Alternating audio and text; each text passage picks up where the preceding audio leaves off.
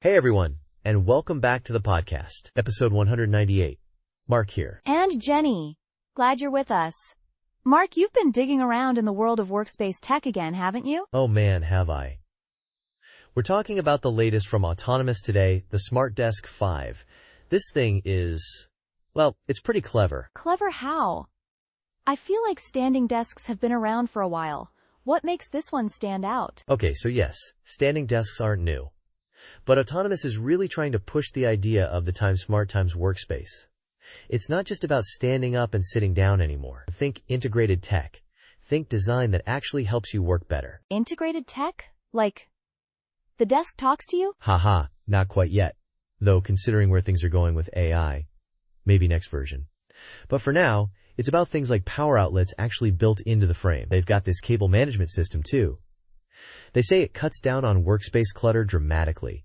Like, something around 40% less visible wires floating around. 4. Okay, that I can get behind. My desk is a nightmare of cables right now. It seriously impacts my ability to focus. So, built-in power sounds practical. Right? It's the little things that make a difference. They also focused on the design being minimalist. So it doesn't look like some big, clunky piece of office equipment.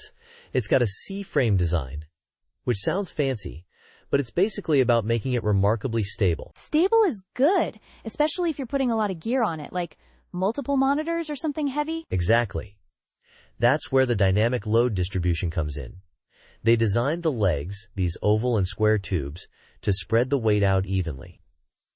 This desk can handle up to 330 pounds. 3. Wow, 330 pounds? That's a lot for a desk. My old desk would probably buckle with half that. Yeah, compared to the industry average that's on the higher side. Most are around 275 pounds. 3. So if you've got a serious workstation setup, maybe 3 monitors, some audio gear, all that jazz, this desk is built to handle it without wobbling. 3. Okay, structure is covered. What about the ergonomics? You mentioned ergonomic precision engineering earlier. What does that actually mean in practice? This is where it gets interesting. Ergonomic precision is about designing things to work with your body, not against it. On the SmartDesk 5, they've done things like adding chamfered edges to the desktop. That means the edges are kind of beveled off. Brody Slade, their product manager, said it's specifically to reduce pressure points on your forearms during long coding sessions or typing marathon. 2. That makes sense. Sometimes after a long day at the computer, my wrists and forearms are really feeling it. So little design details like that can actually make a difference. They can! And they've got memory presets so you can save your perfect sitting and standing heights. It reduces the amount of fiddling you have to do throughout the day. 2. Field tests suggest it can even help reduce repetitive strain injuries. That's significant. Anything that keeps me comfortable and healthy while working is a win. What about the speed of the adjustment? Is it like super slow? Nope, it's pretty quick. It moves at 1.5 inches per second free. Some other desks are a bit slower.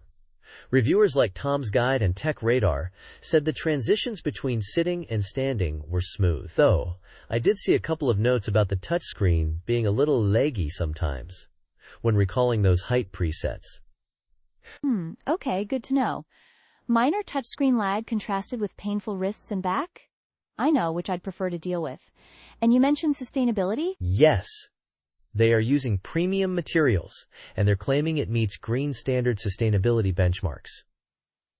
4, which is becoming more and more important to people, right? Especially with remote work becoming such a big part of things. Absolutely. I think people are more conscious now about the products they bring into their homes. Speaking of remote work, you had some stats on who is actually buying these desks. I do. Autonomous did a survey in Q1 this year. 4. The biggest group buying the SmartDesk are software developers at 62%, then content creators at 28%, and the rest are executive suites at 10%. That makes sense. Those are the jobs where you're probably spending a lot of time at your computer and could really gain from being able to change positions. Exactly. And looking ahead, the trend is definitely towards more modular workstations with Integrated tech. By 2026, there's a projection that 70% of workstations will have direct charging ports like this built in, and AI posture correction might become standard. Predicted trends. Whoa, AI posture correction? Like it tells you to sit up straight? Potentially. Or maybe even subtly adjust the desk height to encourage better posture. It's still a bit out there, but given the focus on wellness and ergonomics, it feels like a natural progression. That's fascinating. So circling back to the SmartDesk 5, what's the price point on this? The pricing varies depending on the configuration, but it ranges from $299 to $649. Okay, that's a pretty wide range, but it makes it approachable depending on your budget and what you need. So overall, it sounds like a sturdy desk with some genuinely useful features beyond just going up and down. Yeah, that's the takeaway for me. It's addressing some common workstation frustrations, like cable clutter and forearm discomfort, while also being robust enough for serious setups. There's still some data I'd like to see, like long-term durability beyond 3 years. But based on the reviews and the specs, it's a significant step in workspace design. Agreed. The integrated power and cable management alone feel notably helpful for keeping a workspace clean. But, Mark, thinking about this, are these standing desks times always better for you? I've heard some things. That's a fair point, Jenny. While standing desks can reduce some risks linked to prolonged sitting, like cardiovascular issues, excessive standing can also cause problems. We're talking lower limb, discomfort, fatigue, even potentially varicose veins if you're not careful. It's not just about standing versus sitting, it's about movement and balance. So if you just stand for 8 hours straight, it might not be doing you many favors? Precisely. Ergonomics experts stress the importance of alternating, not just switching to one fixed posture for extended periods. So even with a smart desk, you still need to be mindful of how you use it, take breaks, and incorporate some stretching or walking. Okay, important context there. And what about the smart part itself? Introducing more tech, like the touchscreen you mentioned, could be a bit slow sometimes. Doesn't that add more potential things to go wrong? It can, yes. More electronic components mean more potential points of failure compared to a simple mechanical desk. If built-in electronics malfunction, the repairs could be more complex or costly. And you're right, that reported touchscreen lag on recalling height presets is something to consider. It's a trade-off for the added features. And speaking of trade-offs, durability. While it handles 330 pounds, which is impressive, how long does that power system and touchscreen actually times last? Manufacturer testing is one thing, but real-world wear over 5-10 years. Is there data on that? That's the missing piece of the puzzle for me right now. Reviews and current data cover the initial performance, and the 330 pounds capacity is based on controlled tests. We don't yet have widespread long-term user data on durability beyond maybe 3 years. Traditional high-end office furniture can last decades. That $299 to $649 price range is accessible.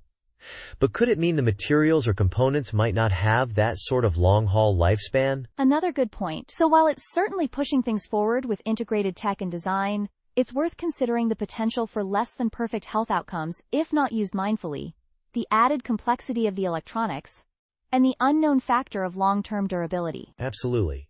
It's an evolution in workspace design, for sure, addressing some common pain points. But like any tech, it's not a magic bullet. And being an informed consumer means weighing the benefits against these potential drawbacks and unknowns. Well put. It gives our listeners a bit more to think about. So, listener question time. Building on this, we'd love to hear from you. Have you used a standing desk? Smart or otherwise? What was your experience? We'd also love to know, which feature would most improve your home workspace comfort? Is it the built-in power, the cable management, adjustable height memory, or maybe that futuristic AI posture correction? Let us know your thoughts on our social media. Find us on social media handles. We might even feature your answers in a future episode. Seriously, let's get a discussion going here. Are smart desks essential? Or perhaps just a niche luxury? Yeah, your input helps us understand where this tech is resonating with you all. It's fascinating to see how tech is making even the humble desk smarter, and how it fits into our daily lives. Mark, thanks for diving into the SmartDesk 5 for us, the good, the innovative features, and the things to consider. My pleasure, Jenny. Always a good deep dive into the tech that shapes our work lives. All right, everyone. That's it for episode 198. Thanks for listening, and we'll catch you next time. Bye.